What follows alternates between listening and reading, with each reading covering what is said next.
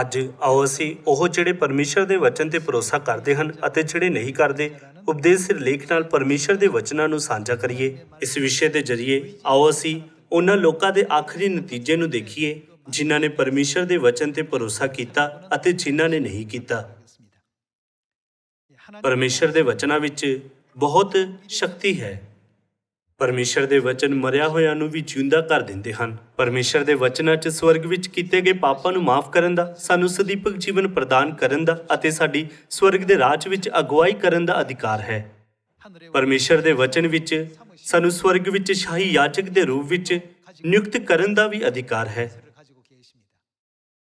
ਅਸੀਂ ਜਾਣਦੇ ਹਾਂ ਕਿ ਪਰਮੇਸ਼ਰ ਬਹੁਤ ਸ਼ਕਤੀਸ਼ਾਲੀ ਹਨ ਕਿ ਉਹਨਾਂ ਨੇ ਆਪਣੇ ਵਚਨਾਂ ਨਾਲ ਆਕਾਸ਼ ਅਤੇ ਧਰਤੀ ਨੂੰ ਬਣਾਇਆ। ਫਿਰ ਅਸੀਂ ਇਸ ਤਰ੍ਹਾਂ ਦਾ ਪ੍ਰਸ਼ਨ ਕਰ ਸਕਦੇ ਹਾਂ ਕਿ ਪਰਮੇਸ਼ਰ ਲਈ ਇਹ ਆਸਾਨ ਨਹੀਂ ਹੋਵੇਗਾ ਕਿ ਉਹ ਸਾਰੇ ਲੋਕਾਂ ਨੂੰ ਆਪਣਾ ਵਚਨ ਸੁਣਨ ਦੇਣ, ਪ੍ਰਾਸ਼ਚਿਤ ਕਰਾਉਣ ਅਤੇ ਇੱਕ ਪਲ ਵਿੱਚ ਆਪਣੇ ਕੋਲ ਵਾਪਿਸ ਆਉਣ ਦੇਣ।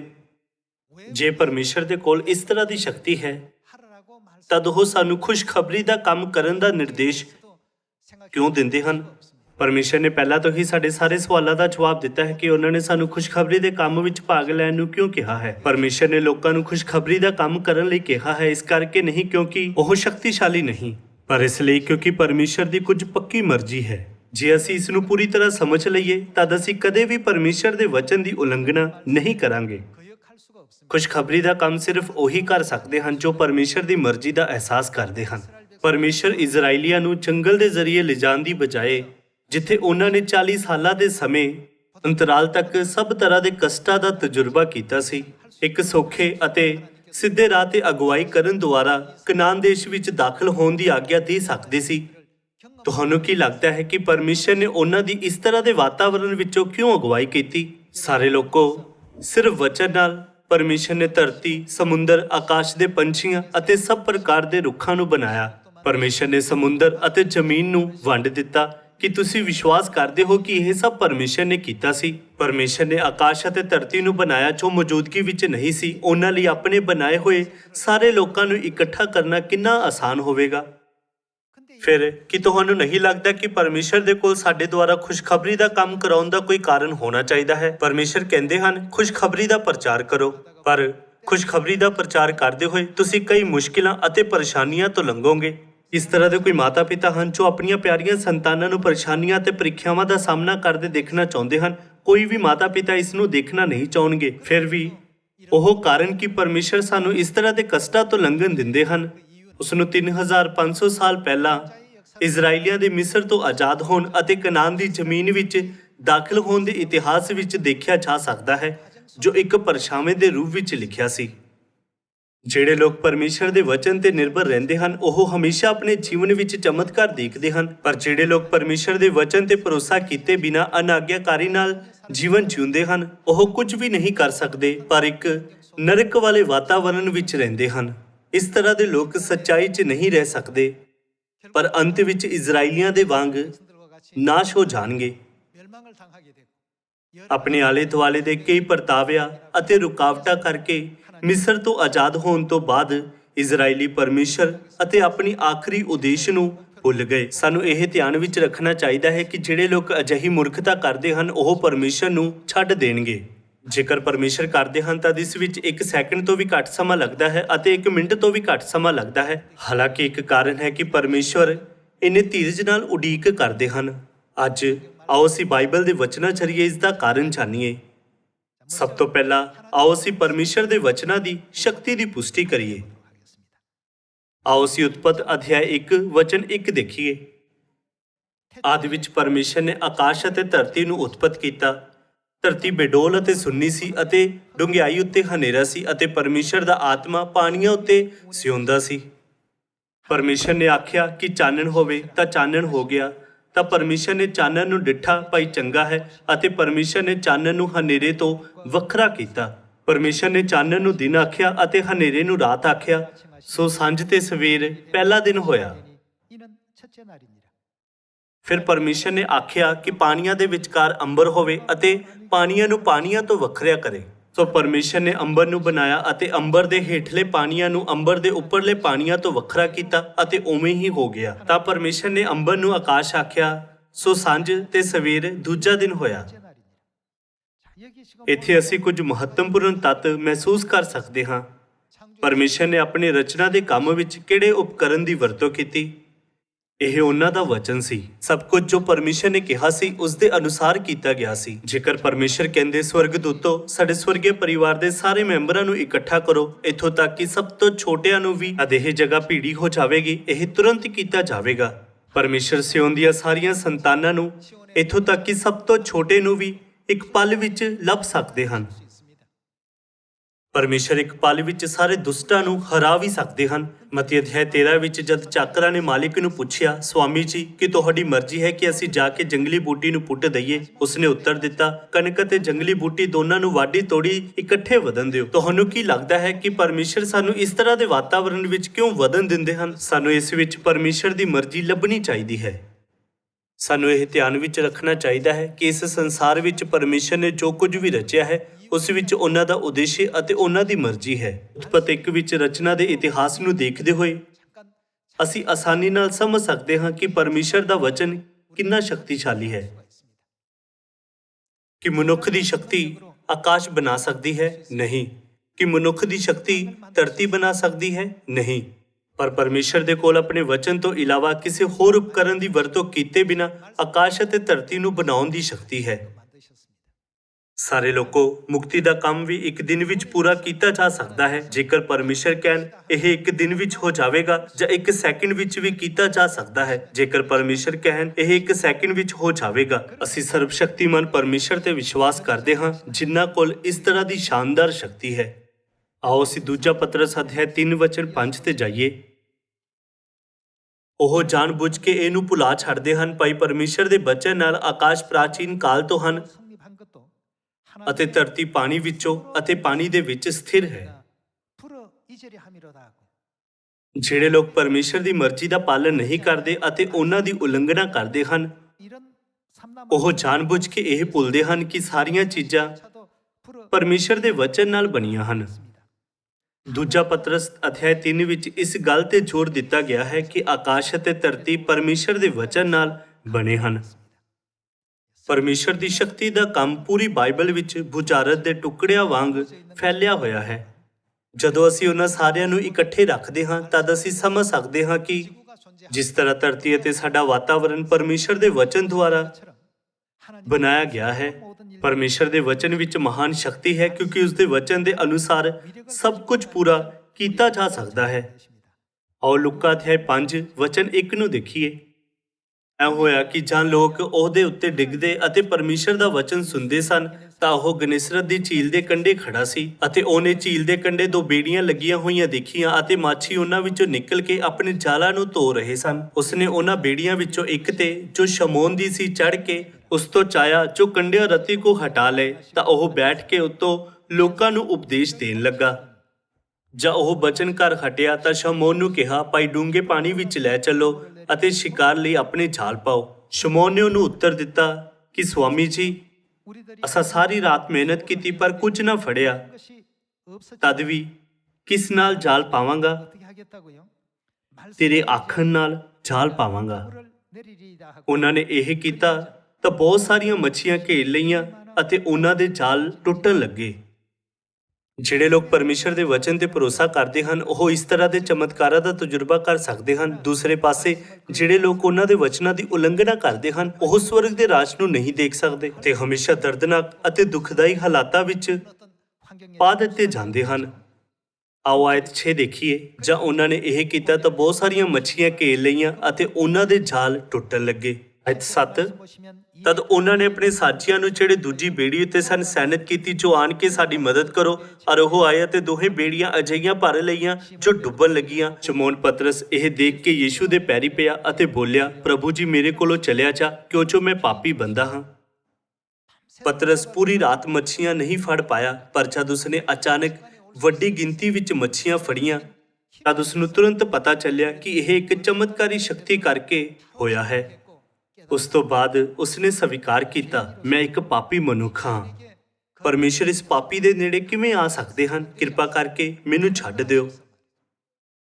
ਸਾਰੇ ਲੋਕੋ ਜਿਹੜੇ ਪਰਮੇਸ਼ਰ ਦੇ ਵਚਨ ਤੇ ਨਿਰਭਰ ਰਹਿੰਦੇ ਹਨ, ਉਹ ਹਮੇਸ਼ਾ ਇਸ ਤਰ੍ਹਾਂ ਦੀ ਸ਼ਕਤੀ ਦਾ ਤਜਰਬਾ ਕਰ ਸਕਦੇ ਹਨ ਜਿਵੇਂ ਪਤਰਸ ਨੇ ਕੀਤਾ ਸੀ। ਜਿਹੜੇ ਲੋਕ ਪਰਮੇਸ਼ਰ ਦੇ ਵਚਨ ਦੀ ਸ਼ਕਤੀ ਨੂੰ ਮਹਿਸੂਸ ਕਰਦੇ ਹਨ, ਉਹ ਉਹਨਾਂ ਦੇ ਵਚਨ ਦੇ ਅਨੁਸਾਰ ਜੀਣ ਦੀ ਕੋਸ਼ਿਸ਼ ਕਰਨਗੇ। ਰਸੂਲ ਪਤਰਸ ਦੇ ਮਾਮਲੇ ਵਾਂਗ ਰਸੂਲ ਯਹੂਨਾ ਵੀ ਸਾਨੂੰ ਪਰਮੇਸ਼ਰ ਦੇ ਵਚਨ ਦੇ ਅਧਿਕਾਰ ਦੇ ਬਾਰੇ ਦੱਸਦਾ ਹੈ, ਜਿਸ ਦਾ ਅਸੀਂ ਆਪਣੇ ਰੋਜ਼ਾਨਾ ਜੀਵਨ ਵਿੱਚ ਤਜਰਬਾ ਕਰ ਸਕਦੇ ਹਾਂ। ਆਓ ਯਹੂਨਾ ਦੇ 2 ਵਚਨ 1 ਤੇ ਜਾਈਏ। 30 ਦਿਨ ਗਲੀਲ ਦੇ ਕਾਨਾ ਵਿੱਚ ਇੱਕ ਵਿਆਹ ਹੋਇਆ ਅਤੇ ਯੀਸ਼ੂ ਦੀ ਮਾਤਾ ਉੱਥੇ ਸੀ। ਯੀਸ਼ੂ ਔਰ ਉਹਦੇ ਚੇਲੇ ਵੀ ਵਿਆਹ ਵਿੱਚ ਬੁਲਾਏ ਗਏ। ਜਦ ਮੈਂ ਮੁੱਕ ਗਈ ਤਾਂ ਯੀਸ਼ੂ ਦੀ ਮਾਤਾ ਨੇ ਉਸ ਨੂੰ ਆਖਿਆ ਕਿ ਉਹਨਾਂ ਕੋਲ ਮੈਂ ਨਾ ਰਹੀ।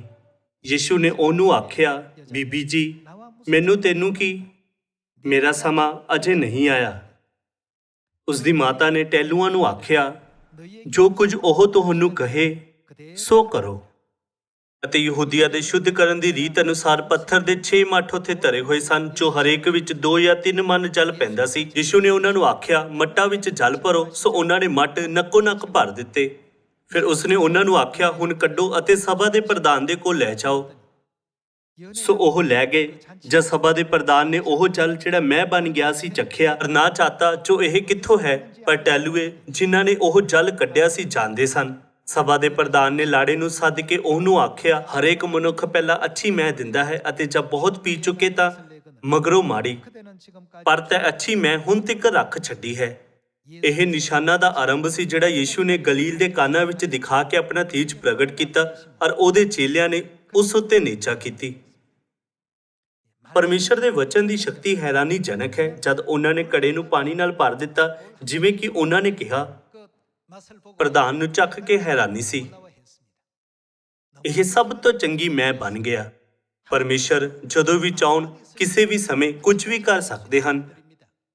ਅਸੀਂ ਸੋਚ ਸਕਦੇ ਹਾਂ, ਜੇਕਰ ਪਰਮੇਸ਼ਰ ਸਾਰੇ ਦੁਸ਼ਟਾਂ ਨੂੰ ਇੱਕੋ ਹੀ ਵਾਰ ਨਾਸ਼ ਕਰ ਦੇਣ, ਸਿਰਫ ਧਰਮੀਆਂ ਨੂੰ ਚੁਣਨ ਅਤੇ ਉਹਨਾਂ ਨੂੰ ਸਵਰਗ ਲਿਜਾਣ, ਤਦ ਇਹ ਸਭ ਸਿਰਫ ਇੱਕ ਦਿਨ ਵਿੱਚ ਪੂਰਾ ਕੀਤਾ ਜਾ ਸਕਦਾ ਹੈ। ਪਰਮੇਸ਼ਰ ਇਸ ਤਰ੍ਹਾਂ ਕਿਉਂ ਨਹੀਂ ਕਰਦੇ? ਆਓ ਉਤਪਤ ਅਧਿਆਇ 22 ਵਚਨ 1 ਤੇ ਜਾਈਏ। ਇਹਨਾਂ ਗੱਲਾਂ ਦੇ ਪਿੱਛੋਂ ਐਂ ਹੋਇਆ ਕਿ ਪਰਮੇਸ਼ਰ ਨੇ ਅਬਰਾਹਮ ਨੂੰ ਪਰਤਾਇਆ ਅਤੇ ਉਸ ਨੂੰ ਆਖਿਆ, ਹੇ ਅਬਰਾਹਮ। ਅੱਗੋਂ ਉਸ ਨੇ ਆਖਿਆ, ਮੈਂ ਹਾਜ਼ਰ ਹਾਂ। ਤਾਂ ਉਸਨੇ ਆਖਿਆ, ਹੁਣ ਤੂੰ ਆਪਣੇ ਪੁੱਤਰ ਨੂੰ, ਹਾਂ ਇਕਲੌਤੇ ਪੁੱਤਰ ਨੂੰ ਜਿਸ ਨੂੰ ਤੂੰ ਪਿਆਰ ਕਰਦਾ ਹੈ, ਅਰਥਾਤ ਇਸਹਾਕ ਨੂੰ ਲੈ ਕੇ ਮੋਰੀਆ ਦੀ ਧਰਤੀ ਨੂੰ ਜਾ ਅਤੇ ਪਹਾੜਾਂ ਵਿੱਚੋਂ ਇੱਕ ਉੱਤੇ ਜਿਹੜਾ ਮੈਂ ਤੈਨੂੰ ਦੱਸਾਂਗਾ ਉਸ ਨੂੰ ਹੋਮ ਦੀ ਬਲੀ ਕਰਕੇ ਚੜਾ। ਉਸ ਹਾਲਾਤ ਵਿੱਚ ਵੀ ਜਦ ਪਰਮੇਸ਼ਰ ਨੇ ਅਬਰਾਹਮ ਨੂੰ ਉਸਦੇ ਪੁੱਤਰ ਨੂੰ ਬਲੀ ਕਰਨ ਦਾ ਹੁਕਮ ਦਿੱਤਾ ਸੀ, ਉਸਨੇ ਹਮੇਸ਼ਾ ਪਰਮੇਸ਼ਰ ਦੇ ਵਚਨ ਦੀ ਸ਼ਕਤੀ ਨੂੰ ਯਾਦ ਕੀਤਾ। ਅਬਰਾਹਮ ਨੇ ਸੋਚਿਆ, ਜਿਵੇਂ ਪਰਮੇਸ਼ਰ ਨੇ ਵਚਨ ਕੀਤਾ ਸੀ, ਮੈਂ ਤੇਰੇ ਅੰਸ਼ ਨੂੰ ਆਕਾਸ਼ ਦੇ ਤਾਰਿਆਂ ਵਾਂਗ ਕਰਾਂਗਾ। ਮੇਰੇ ਪੁੱਤਰ ਇਸਹਾਕ ਨੂੰ ਬਲੀ ਦੇ ਰੂਪ ਵਿੱਚ ਚੜਾਉਣ ਦੇ ਉਹਨਾਂ ਦੇ ਹੁਕਮ ਵਿੱਚ ਉਹਨਾਂ ਦੀ ਦ੍ਰਿੜ ਮਰਜ਼ੀ ਜ਼ਰੂਰ ਹੀ ਸਮਾਈ ਹੋਵੇਗੀ। ਜਦ ਅਬਰਾਹਮ ਆਪਣੇ ਪੁੱਤਰ ਨੂੰ ਮੋਰੀਆ ਪਹਾੜ ਤੇ ਲੈ ਗਿਆ ਅਤੇ ਹੋਮ ਬਲੀ ਦੇ ਰੂਪ ਵਿੱਚ ਉਸ ਨੂੰ ਬਲੀ ਕਰਨ ਹੀ ਵਾਲਾ ਸੀ, ਤਦ ਪਰਮੇਸ਼ਰ ਨੇ ਅਬਰਾਹਮ ਦੇ ਵਿਸ਼ਵਾਸ ਨੂੰ ਦੇਖਿਆ। ਸਿਰਫ ਆਪਣੇ ਮੂੰਹ ਅਤੇ ਬੁੱਲਾਂ ਨਾਲ ਪਰਮੇਸ਼ਰ, ਮੈਂ ਤੁਹਾਨੂੰ ਪਿਆਰ ਕਰਦਾ ਹਾਂ, ਕਹਿਣਾ ਹੀ ਵਿਸ਼ਵਾਸ ਨਹੀਂ ਹੈ, ਪਰ ਉਹ ਕੰਮ ਜੋ ਕਰਨ ਵਿੱਚ ਅਸੰਭਵ ਲੱਗਦਾ ਹੈ, ਉਸ ਦਾ ਵੀ ਪਰਮੇਸ਼ਰ ਦੇ ਹੁਕਮ ਦੇ ਅਨੁਸਾਰ ਪਾਲਣ ਕਰਨਾ ਹੀ ਵਿਸ਼ਵਾਸ ਹੈ। ਪਰਮੇਸ਼ਰ ਸਾਡੇ ਮਨਾਂ ਨੂੰ ਦੇਖਦੇ ਹਨ। ਇਸ ਕਰਕੇ ਅਬਰਾਹਮ ਨੂੰ ਵਿਸ਼ਵਾਸ ਦੇ ਪਿਤਾ ਦਾ ਵੱਡਾ ਅਹੁਦਾ ਦਿੱਤਾ ਗਿਆ। ਭਰਾਵੋ ਤੇ ਭੈਣੋ, ਜਿਹੜੇ ਪਰਮੇਸ਼ਰ ਦੇ ਵਚਨ ਤੇ ਭਰੋਸਾ ਰੱਖਦੇ ਹਨ, ਉਹ ਹਮੇਸ਼ਾ ਇਹਨਾਂ ਹੈਰਾਨੀਜਨਕ ਚਮਤਕਾਰਾਂ ਅਤੇ ਆਸ਼ੀਸ਼ਾਂ ਨੂੰ ਪ੍ਰਾਪਤ ਕਰਦੇ ਹਨ। ਪਰਮੇਸ਼ਰ ਦੇ ਵਚਨ ਵਿੱਚ ਅਧਿਕਾਰ ਅਤੇ ਸਮਰੱਥ ਹੈ ਕਿ ਉਹ ਮਰੇ ਹੋਇਆਂ ਨੂੰ ਫਿਰ ਤੋਂ ਜਿਉਂਦਾ ਕਰ ਸਕਦਾ ਹੈ। ਸਦੀਪਕ ਕਾਲ ਦੇ ਮਾਫ ਨਾ ਕੀਤੇ ਜਾਣ ਵਾਲੇ ਪਾਪੀਆਂ ਨੂੰ ਪਾਪਾਂ ਦੀ ਮਾਫੀ ਪ੍ਰਾਪਤ ਕਰਨ ਦੀ ਆਗਿਆ ਦੇ ਸਕਦਾ ਹੈ, ਉਹਨਾਂ ਨੂੰ ਅਮਰ ਪ੍ਰਾਣੀਆਂ ਵਿੱਚ ਬਦਲਣ ਦੇ ਸਕਦਾ ਹੈ ਅਤੇ ਉਹਨਾਂ ਲਈ ਸਵਰਗ ਵਾਪਸ ਜਾਣ ਲਈ ਸਾਰੇ ਹੈਰਾਨੀਜਨਕ ਰਾਹ ਬਣਾ ਸਕਦਾ ਹੈ। ਜਦ ਅਸੀਂ ਇਸ ਨੂੰ ਧਿਆਨ ਵਿੱਚ ਰੱਖਦੇ ਹਾਂ, ਤਦ ਅਸੀਂ ਸਾਰੇ ਅਬਰਾਹਮ, ਪਤਰਸ ਅਤੇ ਵਿਸ਼ਵਾਸ ਦੇ ਸਾਰੇ ਪੁਰਖਿਆਂ ਵਾਂਗ ਇੱਕ ਇਸ ਤਰ੍ਹਾਂ ਦਾ ਕਿਰਪਾਪੂਰਨ ਜੀਵਨ ਜਿਉਣ ਵਿੱਚ ਕਾਬਿਲ ਹੋਵਾਂਗੇ। ਆਓ ਅਸੀਂ ਉਤਪਤ ਅਧਿਆਇ 6 ਉੱਤੇ ਇੱਕ ਨਜ਼ਰ ਪਾਈਏ। ਉਤਪਤ ਅਧਿਆਇ 6 ਵਚਨ 13। ਸੋ ਪਰਮੇਸ਼ਰ ਨੇ ਨੂਹ ਨੂੰ ਆਖਿਆ ਕਿ ਸਰਬਤ ਸ਼ਰੀਰਾਂ ਦਾ ਅੰਤਕਾਲ ਮੇਰੇ ਸਾਹਮਣੇ ਇਸ ਲਈ ਆ ਗਿਆ ਹੈ ਕਿ ਧਰਤੀ ਉਹਨਾਂ ਦੇ ਕਾਰਨ ਜ਼ੁਲਮ ਨਾਲ ਭਰ ਗਈ ਹੈ। ਵੇਖ, ਮੈਂ ਉਹਨਾਂ ਨੂੰ ਧਰਤੀ ਦੇ ਸੰਗ ਨਾਸ ਕਰਾਂਗਾ। ਤੂੰ ਆਪਣੇ ਲਈ ਇੱਕ ਕਿਸ਼ਤੀ ਗੋਫਰ ਦੀ ਲੱਕੜੀ ਤੋਂ ਬਣਾ। ਤੂੰ ਕਿਸ਼ਤੀ ਵਿੱਚ ਕੋਠਰੀਆਂ ਬਣਾਈ ਔਰ ਤੂੰ ਉਹਨੂੰ ਅੰਦਰੋਂ ਬਾਹਰੋਂ ਰਾਲ ਨਾਲ ਲਿਪੀ। ਉਹਨੂੰ ਇਸੇ ਤਰ੍ਹਾਂ ਬਣਾਈ ਭਾਈ ਕਿਸ਼ਤੀ ਦੀ ਲੰਬਾਈ 300 ਹੱਥ ਔਰ ਉਹਦੀ ਚੌੜਾਈ 50 ਹੱਥ ਔਰ ਉਹਦੀ ਉਚਾਈ 30 ਹੱਥ ਹੋਵੇ ਤਾਂ ਇੱਕ ਮੋਗ ਕਿਸ਼ਤੀ ਲਈ ਬਣਾਈ। ਪਰਮੇਸ਼ਰ ਨੇ ਨੂਹ ਨੂੰ ਇਸ ਤਰ੍ਹਾਂ ਹੁਕਮ ਦਿੱਤਾ ਸੀ। ਆਓ ਆਇਤ 22 ਦੇਖੀਏ। ਜਿਵੇਂ ਪਰਮੇਸ਼ਰ ਨੇ ਉਹਨੂੰ ਆਗਿਆ ਦਿੱਤੀ ਤਿਵੇਂ ਹੀ ਉਸਨੇ ਕੀਤਾ। ਨੂਹ ਨੇ ਸਭ ਕੁਝ ਕੀਤਾ। ਕਿਸੇ ਵੀ ਯੁੱਗ ਵਿੱਚ ਜਿਹੜੇ ਲੋਕ ਪਰਮੇਸ਼ਰ ਦੇ ਵਚਨ ਤੇ ਨਿਰਭਰ ਰਹਿੰਦੇ ਹਨ ਉਹ ਹਮੇਸ਼ਾ ਹੈਰਾਨੀਜਨਕ ਚਮਤਕਾਰਾਂ ਦਾ ਤਜਰਬਾ ਕਰਦੇ ਹਨ। ਅਬਰਾਹਮ ਨੇ ਵੀ ਮੋਰੀਆ ਪਹਾੜ ਤੇ ਹੈਰਾਨੀਜਨਕ ਅਤੇ ਕਿਰਪਾਪੂਰਨ ਚਮਤਕਾਰ ਦਾ ਤਜਰਬਾ ਕੀਤਾ। ਆਖਰਕਾਰ ਕਿ ਮੋਰੀਆ ਪਹਾੜ ਯਰੂਸ਼ਲਮ ਮੰਦਿਰ ਦਾ ਸਥਾਨ ਨਹੀਂ ਬਣਿਆ। ਉਹ ਜਗ੍ਹਾ ਜਿੱਥੇ ਅਬਰਾਹਮ ਨੂੰ ਇਸਹਾਕ ਦੀ ਬਲੀ ਚੜਾਉਣ ਦਾ ਹੁਕਮ ਦਿੱਤਾ ਸੀ ਉਹ ਇਸ ਤਰ੍ਹਾਂ ਦੀ ਜਗ੍ਹਾ ਬਣ ਗਿਆ ਜਿੱਥੇ ਹਰ ਦਿਨ ਪ੍ਰਾਰਥਨਾ ਦੇ ਸਮੇਂ ਅਨੁਸਾਰ ਭੇਡ ਬੱਕਰੀਆਂ ਅਤੇ ਹੋਮ ਬਲੀ ਚੜਾਉਂਦੇ ਸੀ। ਉੱਥੇ ਯਰੂਸ਼ਲਮ ਮੰਦਿਰ ਨੂੰ ਪਰਮੇਸ਼ਰ ਦੀ ਆਰਾਧਨਾ ਦੀ ਜਗ੍ਹਾ ਦੇ ਰੂਪ ਵਿੱਚ ਬਣਾਇਆ ਗਿਆ ਸੀ। ਇਹ ਲੱਗ ਸਕਦਾ ਹੈ ਕਿ ਪਰਮੇਸ਼ਰ ਨੇ ਅਬਰਾਹਮ ਨੂੰ ਉਸੇ ਤਰ੍ਹਾਂ ਕਰਨ ਦਾ ਹੁਕਮ ਦਿੱਤਾ ਸੀ ਪਰ ਉਸ ਵਿੱਚ ਇੱਕ ਉਦੇਸ਼ ਅਤੇ ਮਰਜ਼ੀ ਸ਼ਾਮਿਲ ਸੀ। ਪਰਮੇਸ਼ਰ ਨੇ ਪੁਰਾਣੇ ਨੇਮ ਵਿੱਚ ਵਿਸ਼ਵਾਸ ਦੇ ਪੁਰਖਿਆਂ ਦੇ ਜੀਵਨ ਵਿੱਚ ਭਵਿੱਖ ਸੂਚਕ ਅਰਥ ਰੱਖੇ ਕਿ ਪਰਮੇਸ਼ਰ ਨੇ 1500 ਸਾਲਾਂ ਦੇ ਸਮੇਂ ਅੰਤਰਾਲ ਤੱਕ ਭੇਡਾਂ ਬੱਕਰੀਆਂ ਅਤੇ ਹੋਰ ਪਸ਼ੂਆਂ ਦੇ ਬਲੀਦਾਨ ਜ਼ਰੀਏ ਯਿਸੂ ਦੇ ਬਲੀਦਾਨ ਦੀ ਭਵਿੱਖਬਾਣੀ ਨੂੰ ਪ੍ਰਗਟ ਨਹੀਂ ਕੀਤਾ ਸੀ। ਇਹ ਸਾਨੂੰ ਦਿਖਾਉਣ ਲਈ ਇੱਕ ਪਰਛਾਵਾਂ ਸੀ ਕਿ ਇਕਲੌਤਾ ਪੁੱਤਰ ਯਿਸੂ ਮਸੀਹ ਜੋ ਕਿ ਅਸਲੀਅਤ ਹਨ ਸਲੀਬ ਉੱਤੇ ਬਲੀ ਕੀਤੇ ਜਾਣਗੇ। ਅਸੀਂ ਜੋ ਕੁਝ ਵੀ ਕਰਦੇ ਹਾਂ ਸਾਨੂੰ ਪਰਮੇਸ਼ਰ ਦੇ ਵਚਨ ਤੇ ਭਰੋਸਾ ਰੱਖਣਾ ਚਾਹੀਦਾ ਹੈ ਅਤੇ ਇਹ ਕਦੇ ਨਹੀਂ ਭੁੱਲਣਾ ਚਾਹੀਦਾ ਕਿ ਪਰਮੇਸ਼ਰ ਦਾ ਵਚਨ ਕਿੰਨਾ ਸ਼ਕਤੀਸ਼ਾਲੀ ਹੈ। ਜਦੋਂ ਤੱਕ ਅਸੀਂ ਪਰਮੇਸ਼ਰ ਦੇ ਹੁਕਮ ਦਾ ਪਾਲਣ ਕਰਦੇ ਹਾਂ ਅਸੀਂ ਚਮਤਕਾਰ ਦੇਖ ਸਕਦੇ ਹਾਂ ਅਤੇ ਇੱਥੋਂ ਤੱਕ ਕਿ ਉਹਨਾਂ ਦੀ ਅਣਡਿੱਠੀ ਅਤੇ ਹੈਰਾਨੀਜਨਕ ਯੋਜਨਾ ਵਿੱਚ ਭਾਗ ਲੈ ਸਕਦੇ ਹਾਂ। ਆਓ ਯਿਰਮੀਆ ਅਧਿਆਇ 21 ਵਚਨ 8 ਨੂੰ ਦੇਖੀਏ।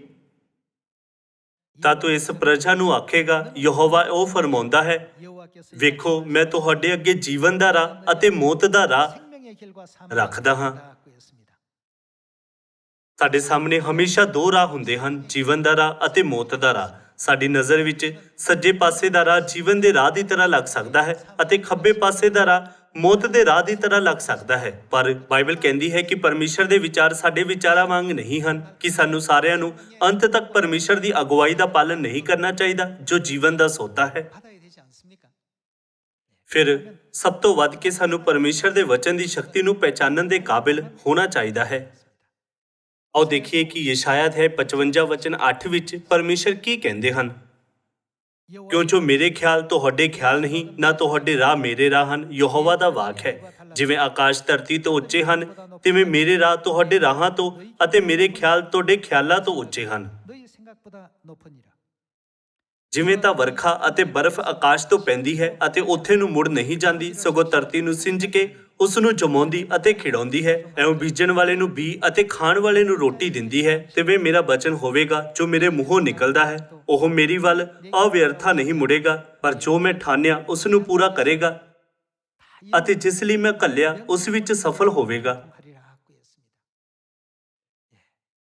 ਪਰਮੇਸ਼ਰ ਕਹਿੰਦੇ ਹਨ ਕਿਉਂਕਿ ਮੇਰੀ ਅਤੇ ਤੁਹਾਡੀ ਗਤੀ ਵਿੱਚ ਅਤੇ ਮੇਰੇ ਅਤੇ ਤੁਹਾਡੇ ਸੋਚ ਵਿਚਾਰਾਂ ਵਿੱਚ ਆਕਾਸ਼ ਅਤੇ ਧਰਤੀ ਦਾ ਅੰਤਰ ਹੈ। ਰਾਤ ਦੇ ਆਕਾਸ਼ ਵਿੱਚ ਫੈਲੇ ਤਾਰਿਆਂ ਨੂੰ ਦੇਖੋ। ਧਰਤੀ ਦੀ ਮੌਜੂਦਗੀ ਬਹੁਤ ਮਾਮੂਲੀ ਹੈ। ਪਰਮੇਸ਼ਰ ਦੀ ਨਜ਼ਰ ਵਿੱਚ ਧਰਤੀ ਡੋਲ ਦੀ ਇੱਕ ਬੂੰਦ ਅਤੇ ਪੱਲਿਆਂ ਦੀ ਇੱਕ ਧੂੜ ਵਾਂਗੂ ਛੋਟੀ ਹੈ ਪਰ ਅਸੀਂ ਇਸ ਨੂੰ ਮਹਾਨ ਮੰਨਦੇ ਹਾਂ। ਤਦ ਸਾਨੂੰ ਕਿਸ ਤੇ ਭਰੋਸਾ ਕਰਨਾ ਚਾਹੀਦਾ ਹੈ? ਪਰਮੇਸ਼ਰ ਦੇ ਵਚਨ ਤੇ ਭਰੋਸਾ ਰੱਖੋ। ਜੇ ਸਾਡੇ ਵਿਚਾਰ ਪਰਮੇਸ਼ਰ ਦੇ ਵਿਚਾਰਾਂ ਦੀ ਤੁਲਨਾ ਵਿੱਚ ਪੂਰੀ ਤਰ੍ਹਾਂ ਵੱਖਰੇ ਹਨ ਤਾਂ ਸਾਨੂੰ ਪਰਮੇਸ਼ਰ ਦੇ ਵਿਚਾਰਾਂ ਦਾ ਪਾਲਣ ਕਰਨਾ ਚਾਹੀਦਾ ਹੈ ਭਾਵੇਂ ਅਸੀਂ ਇਹ ਸੋਚੀਏ ਕਿ ਸਾਡਾ ਤਰੀਕਾ ਵਧੀਆ ਲੱਗਦਾ ਹੈ। ਫਿਰ ਪਰਮੇਸ਼ਰ ਖੁਸ਼ਖਬਰੀ ਨੂੰ ਪੂਰਾ ਕਰਨ ਲਈ ਆਪਣੀ ਸਰਵਸ਼ਕਤੀਮਾਨ ਸ਼ਕਤੀ ਦੀ ਵਰਤੋਂ ਕਿਉਂ ਨਹੀਂ ਕਰਦੇ? ਆਓ ਵਿਵਸਥਾ ਸਾਰ ਅਧਿਆਇ 8 ਦੇ ਦੁਆਰਾ ਜਾਣੀਏ ਕਿ ਪਰਮੇਸ਼ਰ ਦੀ ਮਰਜ਼ੀ ਕੀ ਹੈ। ਆਓ ਵਿਵਸਥਾ ਸਾਰ ਅਧਿਆਇ 8 ਵਚਨ 1 ਦੇਖੀਏ। ਇਹ ਸਾਰਾ ਹੁਕਮਨਾਮਾ ਜਿਹੜਾ ਮੈਂ ਅੱਜ ਤੁਹਾਨੂੰ ਦਿੰਦਾ ਹਾਂ ਉਸ ਨੂੰ ਪੂਰਾ ਕਰਨ ਦੀ ਪਾਲਣਾ ਕਰੋ ਤਾਂ ਜੋ ਤੁਸੀਂ ਜਿਉਂਦੇ ਰਹੋ ਅਤੇ ਵਧੋ ਅਤੇ ਤੁਸੀਂ ਜਾ ਕੇ ਉਸ ਧਰਤੀ ਉੱਤੇ ਕਬਜ਼ਾ ਕਰੋ ਜਿਹਦੀ ਸੋ ਯਹੋਵਾ ਨੇ ਤੁਹਾਡੇ ਪਿਓ ਦਾਦਿਆਂ ਨਾਲ ਖਾਧੀ ਸੀ। ਕਿ ਇਸ ਦਾ ਅਰਥ ਇਹ ਨਹੀਂ ਹੈ ਕਿ ਸਾਨੂੰ ਪਰਮੇਸ਼ਰ ਦੇ ਵਚਨ ਦੇ ਅਨੁਸਾਰ ਜੀਵਨ ਜੀਣਾ ਚਾਹੀਦਾ ਹੈ। ਆਓ ਆਇਤ 2 ਦੇਖੀਏ। ਤੁਸੀਂ ਉਸ ਸਾਰੇ ਰਾਸਤੇ ਨੂੰ ਯਾਦ ਰੱਖੋ ਜਿਹਦੇ ਵਿੱਚ ਯਹੋਵਾ ਤੁਹਾਡਾ ਪਰਮੇਸ਼ਰ ਤੁਹਾਨੂੰ 40 ਵਰੇ ਉਜਾੜ ਦੇ ਵਿੱਚ ਲਈ ਫਿਰਦਾ ਰਿਹਾ, ਤਾਂ ਜੋ ਉਹ ਤੁਹਾਨੂੰ ਅਧੀਨ ਕਰੇ ਅਤੇ ਪਰਖੇ ਅਤੇ ਜਾਣੋ ਕਿ ਤੁਹਾਡੇ ਮਨ ਵਿੱਚ ਕੀ ਹੈ, ਅਰਥਾਤ ਕਿ ਤੁਸੀਂ ਉਸ ਦੇ ਹੁਕਮਾਂ ਉੱਤੇ ਚੱਲੋਗੇ ਵੀ ਕਿ ਨਹੀਂ। 안 지키는지 알려 하심이라. ਉਸਨੇ ਤੁਹਾਨੂੰ ਅਧੀਨ ਕੀਤਾ ਅਤੇ ਭੁੱਖੇ ਹੋਣ ਦਿੱਤਾ, ਅਤੇ ਉਹ ਮਨ ਜਿਸ ਨੂੰ ਨਾ ਤੁਸੀਂ ਨਾ ਤੁਹਾਡੇ ਪਿਓ ਦਾਦੇ ਜਾਣਦੇ ਸਨ ਤੁਹਾਨੂੰ ਖਿਲਾਇਆ, ਤਾਂ ਜੋ ਤੁਹਾਨੂੰ ਸਿਖਾਵੇ ਭਾਈ ਆਦਮੀ ਨਿਰੀ ਰੋਟੀ ਨਾਲ ਹੀ ਜਿਉਂਦਾ ਨਹੀਂ ਰਹੇਗਾ, ਪਰ ਹਰ ਇੱਕ ਵਾਕ ਨਾਲ ਜਿਹੜਾ ਯਹੋਵਾ ਦੇ ਮੂੰਹੋਂ ਨਿਕਲਦਾ ਹੈ ਆਦਮੀ ਜਿਉਂਦਾ ਰਹੇਗਾ। ਇਨ੍ਹਾਂ 40 ਵਰਿਆਂ ਵਿੱਚ ਨਾ ਤੁਹਾਡੇ ਉੱਪਰਲੇ ਵਸਤਰ ਹੰਡੇ, ਨਾ ਤੁਹਾਡੇ ਪੈਰ ਸੁੱਜੇ। 하였나니라. ਤੁਸੀਂ ਆਪਣੇ ਮਨ ਵਿੱਚ ਵਿਚਾਰ ਕਰੋ ਕਿ ਜਿਵੇਂ ਮਨੁੱਖ ਆਪਣੇ ਪੁੱਤਰ ਨੂੰ ਤਾੜਦਾ ਹੈ, ਤਿਵੇਂ ਯਹੋਵਾ ਤੁਹਾਡਾ ਪਰਮੇਸ਼ਰ ਤੁਹਾਨੂੰ ਤਾੜਦਾ ਰਿਹਾ। ਤੁਸੀਂ ਯਹੋਵਾ ਆਪਣੇ ਪਰਮੇਸ਼ਰ ਦੇ ਹੁਕਮਾਂ ਦੀ ਪਾਲਣਾ ਕਰੋ, ਤਾਂ ਜੋ ਉਸ ਦੇ ਰਾਹਾਂ ਉੱਤੇ ਚੱਲੋ ਅਤੇ ਉਸ ਤੋਂ ਡਰਦੇ ਰਹੋ, ਕਿਉਂ ਜੋ ਯਹੋਵਾ ਤੁਹਾਡਾ ਪਰਮੇਸ਼ਰ ਤੁਹਾਨੂੰ ਇੱਕ ਚੰਗੀ ਧਰਤੀ ਵਿੱਚ ਲਿਆ ਰਿਹਾ ਹੈ, ਇੱਕ ਧਰਤੀ ਜਿੱਥੇ ਪਾਣੀ ਦੇ ਨਾਲੇ, ਚਸ਼ਮੇ ਅਤੇ ਡੂੰਘੇ ਸੋਤੇ ਹਨ ਜਿਹੜੇ ਦੂਨਾਂ ਅਤੇ ਪਹਾੜਾਂ ਵਿੱਚ ਵਗਦੇ ਹਨ। ਇੱਕ ਧਰਤੀ ਜਿੱਥੇ ਕਣਕ, ਜੌ, ਅੰਗੂਰ, ਅੰਜੀਰ ਅਤੇ ਅਨਾਰ ਹੁੰਦੇ ਹਨ। ਇੱਕ ਧਰਤੀ ਜਿੱਥੇ ਜੈਤੂਨ ਦਾ ਤੇਲ ਅਤੇ ਸ਼ਹਿਦ ਹੁੰਦਾ ਹੈ। ਇੱਕ ਧਰਤੀ ਜਿਹਦੇ ਵਿੱਚ ਤੁਸੀਂ ਤੰਗੀ ਦੀ ਰੋਟੀ ਨਾ ਖਾਓਗੇ ਅਤੇ ਉੱਥੇ ਤੁਹਾਨੂੰ ਕਿਸੇ ਚੀਜ਼ ਦੀ ਥੋੜ੍ਹੋ ਨਾ ਹੋਵੇਗੀ। ਇੱਕ ਧਰਤੀ ਜਿਹਦੇ ਪੱਥਰ ਲੋਹੇ ਦੇ ਹਨ ਅਤੇ ਜਿਹਦੀਆਂ ਪਹਾੜੀਆਂ ਨੂੰ ਪੁੱਟ ਕੇ ਤੁਸੀਂ ਤਾਂਬਾ ਕੱਢੋਗੇ। ਤੁਸੀਂ ਰੱਜ ਕੇ ਖਾਓਗੇ ਅਤੇ ਯਹੋਵਾ ਆਪਣੇ ਪਰਮੇਸ਼ਰ ਨੂੰ ਉਸ ਚੰਗੀ ਧਰਤੀ ਦੇ ਕਾਰਨ ਜਿਹੜੀ ਉਸ ਤੁਹਾਨੂੰ ਦਿੱਤੀ ਮੁਬਾਰਕ ਆਖੋਗੇ। ਚੌਕਸ ਰਹੋ, ਮਤੇ ਤੁਸੀਂ ਯਹੋਵਾ ਆਪਣੇ ਪਰਮੇਸ਼ਰ ਨੂੰ ਵਿਸਰ ਜਾਓ ਅਤੇ ਉਸ ਦੇ ਹੁਕਮਾਂ, ਕਾਨੂੰਨਾਂ ਅਤੇ ਵਿਧੀਆਂ ਨੂੰ ਜਿਨ੍ਹਾਂ ਦਾ ਮੈਂ ਤੁਹਾਨੂੰ ਅੱਜ ਹੁਕਮ ਦਿੰਦਾ ਹਾਂ ਨਾ ਮੰਨੋ।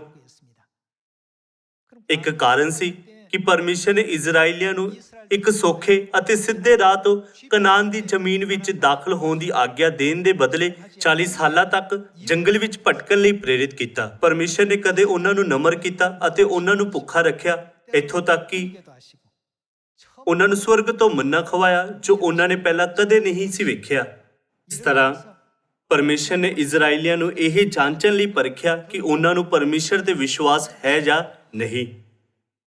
ਉਸੇ ਤਰ੍ਹਾਂ ਜਿਨ੍ਹਾਂ ਨੂੰ ਪਰਮੇਸ਼ਰ ਤੇ ਵਿਸ਼ਵਾਸ ਨਹੀਂ ਹੈ, ਉਹਨਾਂ ਨੂੰ ਸਵਰਗ ਦੇ ਰਾਜ ਵਿੱਚ ਦਾਖਲ ਹੋਣ ਦੀ ਆਗਿਆ ਨਹੀਂ ਹੈ।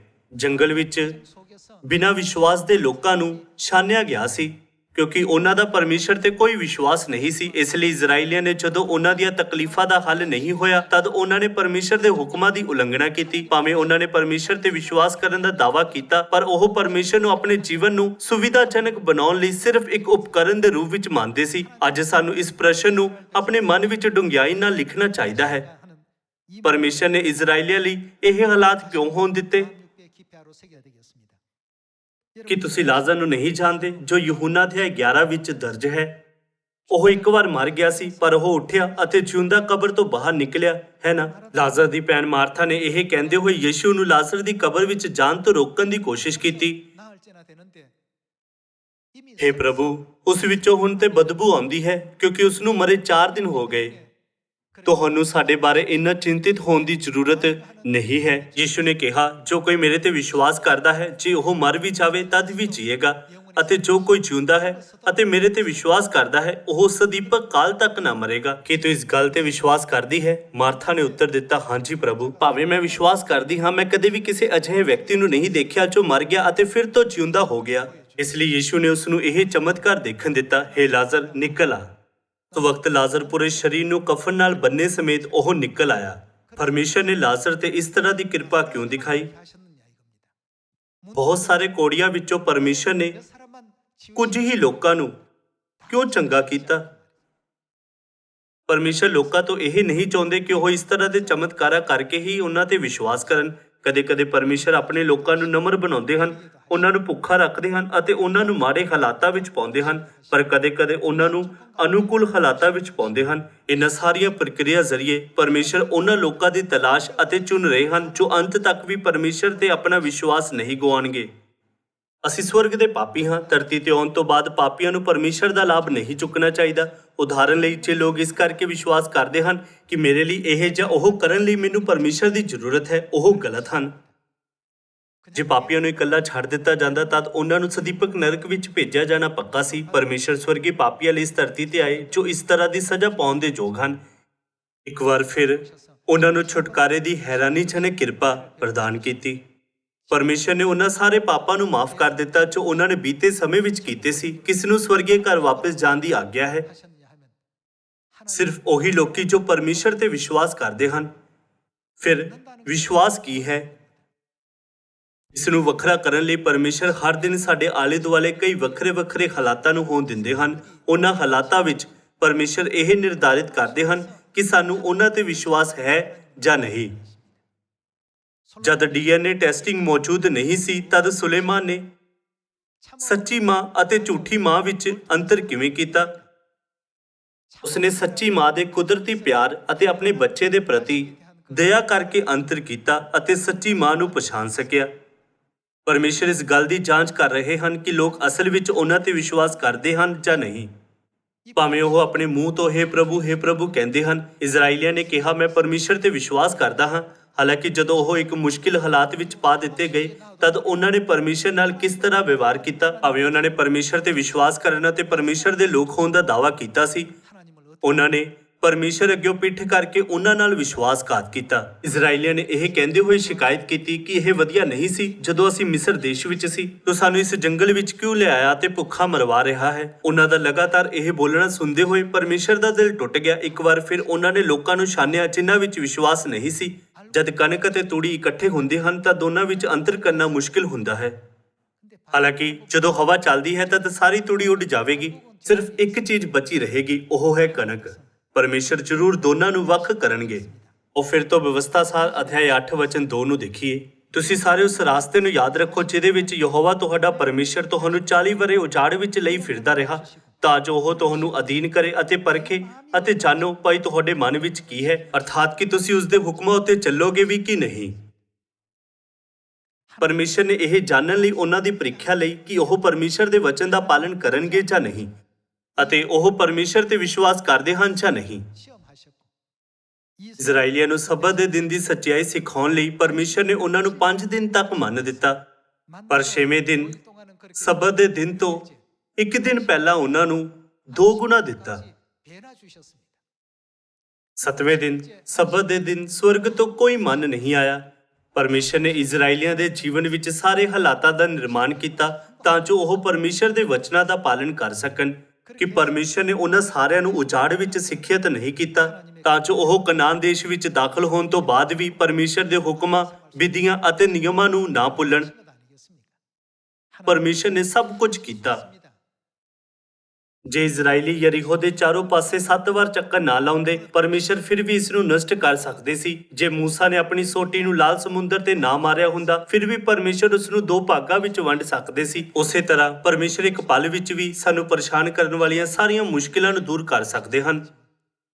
ਪਰ ਉਹਨਾਂ ਦੇ ਇਸ ਤਰ੍ਹਾਂ ਨਾ ਕਰਨ ਦਾ ਕਾਰਨ ਇਹ ਹੈ ਕਿ ਉਹ ਚਾਹੁੰਦੇ ਹਨ ਕਿ ਅਸੀਂ ਹਮੇਸ਼ਾ ਉਹਨਾਂ ਦੀ ਖੋਜ ਕਰੀਏ ਤੇ ਪ੍ਰਾਰਥਨਾ ਕਰਦੇ ਹੋਏ ਉਹਨਾਂ ਤੇ ਨਿਰਭਰ ਰਹੀਏ। 갔을 때 ਜਦੋਂ ਅਸੀਂ ਸਵਰਗ ਦੇ ਰਾਜ ਵਿੱਚ ਵਾਪਸ ਜਾਵਾਂਗੇ ਤਦ ਉਹਨਾਂ ਦੀ ਪੱਕੀ ਇੱਛਾ ਸਾਨੂੰ ਸ਼ਾਹੀ ਯਾਜਕ ਬਣਾਉਣਾ ਹੈ। ਜਿਹੜੇ ਲੋਕ ਇਸ ਧਰਤੀ ਤੇ ਰਹਿੰਦੇ ਹੋਏ ਪਰਮੇਸ਼ਰ ਤੇ ਵਿਸ਼ਵਾਸ ਨਹੀਂ ਕਰਦੇ, ਉਹ ਕਦੇ ਵੀ ਸਵਰਗ ਦੇ ਰਾਜ ਵਿੱਚ ਪ੍ਰਵੇਸ਼ ਨਹੀਂ ਕਰਨਗੇ। 수 없다는 것입니다. ਆਓ ਇਬਰਾਨੀਆਂ ਅਧਿਆਇ 3 ਵਚਨ 7 ਦੇਖੀਏ। ਸੋ ਜਿਵੇਂ ਪਵਿੱਤਰ ਆਤਮਾ ਆਖਦਾ ਹੈ, ਅੱਜ ਜੇ ਤੁਸੀਂ ਉਹਦੀ ਆਵਾਜ਼ ਸੁਣੋ ਤਾਂ ਆਪਣੇ ਦਿਲਾਂ ਨੂੰ ਕਠੋਰ ਨਾ ਕਰੋ, ਜਿਵੇਂ ਬਗਾਵਤ ਦੇ ਦਿਨ ਉਜਾੜ ਵਿੱਚ, 너희 마음을 강팍히 하지 말라. ਜਦ ਤੁਹਾਡੇ ਪਿਓ ਦਾਦਿਆਂ ਨੇ ਮੈਨੂੰ ਪਰਖ ਕੇ ਜਾਂਚਿਆ ਅਤੇ 40 ਵਰ੍ਹੇ ਮੇਰੇ ਕੰਮ ਵੇਖੇ। 사를 보았느니라. ਇਸ ਕਾਰਨ ਮੈਂ ਉਸ ਪੀੜ੍ਹੀ ਤੋਂ ਗਰੰਜ ਹੋਇਆ ਅਤੇ ਆਖਿਆ ਕਿ ਉਹ ਦਿਲੋਂ ਕੁਰਾਲੇ ਪੈਂਦੇ ਹਨ ਅਤੇ ਉਹਨਾਂ ਮੇਰੇ ਰਾਹਾਂ ਨੂੰ ਨਾ ਜਾਤਾ। ਜਿਵੇਂ ਮੈਂ ਆਪਣੇ ਗੁੱਸੇ ਵਿੱਚ ਸਹੁੰ ਖਾਧੀ ਕਿ ਇਹ ਮੇਰੇ ਆਰਾਮ ਵਿੱਚ ਕਦੇ ਨਾ ਵੜਨਗੇ। ਕਨਾਨ ਸਵਰਗ ਦੇ ਰਾਜ ਨੂੰ ਦਰਸਾਉਂਦਾ ਹੈ। ਇਸ ਲਈ ਜਿਹੜੇ ਪਰਮੇਸ਼ਰ ਦੀ ਉਲੰਘਣਾ ਕਰਦੇ ਹਨ ਕਿਉਂਕਿ ਉਹਨਾਂ ਦੇ ਮਨ ਭਟਕ ਗਏ ਹਨ, ਉਹ ਸਵਰਗ ਵਿੱਚ ਦਾਖਲ ਨਹੀਂ ਹੋ ਸਕਦੇ। ਆਓ ਆਇਤ 12 ਦੇਖੀਏ। ਹੇ ਭਰਾਵੋ, ਵੇਖਣਾ ਪਈ ਜਿਉਂਦੇ ਪਰਮੇਸ਼ਰ ਦੇ ਬੇਮੁਖ ਹੋਣ ਕਰਕੇ ਕਿਤੇ ਤੁਹਾਡੇ ਵਿੱਚੋਂ ਕਿਸੇ ਦਾ ਬੇਪਰਤੀਤਾ ਬੁਰਾ ਦਿਲ ਨਾ ਹੋਵੇ। 것이요. ਸਗੋਂ ਜਿੰਨਾ ਚਿਰ ਅੱਜ ਦਾ ਦਿਨ ਅਖੀਦਾ ਹੈ, ਤੁਸੀਂ ਨਿਤ ਇੱਕ ਦੂਏ ਨੂੰ ਉਪਦੇਸ਼ ਕਰਿਆ ਕਰੋ ਤਾਂ ਜੋ ਤੁਹਾਡੇ ਵਿੱਚੋਂ ਕੋਈ ਪਾਪ ਦੇ ਧੋਖੇ ਨਾਲ ਕਠੋਰ ਨਾ ਹੋ ਜਾਵੇ। ਕਿਉਂ ਜੋ ਅਸੀਂ ਮਸੀਹ ਵਿੱਚ ਸਾਂਝੀ ਹੋਏ ਹਾਂ, ਪਰ ਤਦ ਜੇ ਆਪਣੇ ਪਹਿਲੇ ਭਰੋਸੇ ਨੂੰ ਅੰਤ ਤੋੜੀ ਤਕੜਾਈ ਨਾਲ ਫੜੀ ਰੱਖੀਏ। ਜਿਵੇਂ ਆਖਿਆ ਜਾਂਦਾ ਹੈ, ਅੱਜ ਜੇ ਤੁਸੀਂ ਉਹਦੀ ਆਵਾਜ਼ ਸੁਣੋ ਤਾਂ ਆਪਣੇ ਦਿਲਾਂ ਨੂੰ ਕਠੋਰ ਨਾ ਕਰੋ, 너희 마음을 ਜਿਵੇਂ ਬਗਾਵਤ ਦੇ ਦਿਨ 하였으니 ਉਹ ਕਿਹੜੇ ਸਨ ਜਿਨ੍ਹਾਂ ਨੇ ਸੁਣ ਕੇ ਬਗਾਵਤ ਕੀਤੀ? ਭਲਾ ਉਹਨਾਂ ਸਭਨਾਂ ਨਹੀਂ ਜਿਹੜੇ ਮੂਸਾ ਦੇ ਰਾਹੀਂ ਮਿਸਰ ਵਿੱਚੋਂ ਨਿਕਲ ਆਏ ਸਨ, ਅਤੇ ਉਹ ਕਿੰਨਾਂ ਨਾਲ 40 ਵਰ੍ਹੇ ਗਰੰਜ ਰਿਹਾ? 하셨느냐? ਭਲਾ ਉਹਨਾਂ ਨਾਲ ਨਹੀਂ ਜਿਨ੍ਹਾਂ ਪਾਪ ਕੀਤਾ ਤੇ ਜਿਨ੍ਹਾਂ ਦੀਆਂ ਲੋਥਾਂ ਉਜਾੜ ਵਿੱਚ ਪਈਆਂ ਰਹੀਆਂ, ਅਤੇ ਕਿੰਨਾਂ ਨੂੰ ਉਸਨੇ ਸਹੁੰ ਖਾ ਕੇ ਆਖਿਆ ਭਈ ਉਹ ਮੇਰੇ ਆਰਾਮ ਵਿੱਚ ਨਾ ਵੜਨਗੇ, 곧 ਪਰ ਉਹਨਾਂ ਨੂੰ ਜਿਹੜੇ ਅਨਆਗਿਆਕਾਰ ਸਨ। 우리가 아니냐?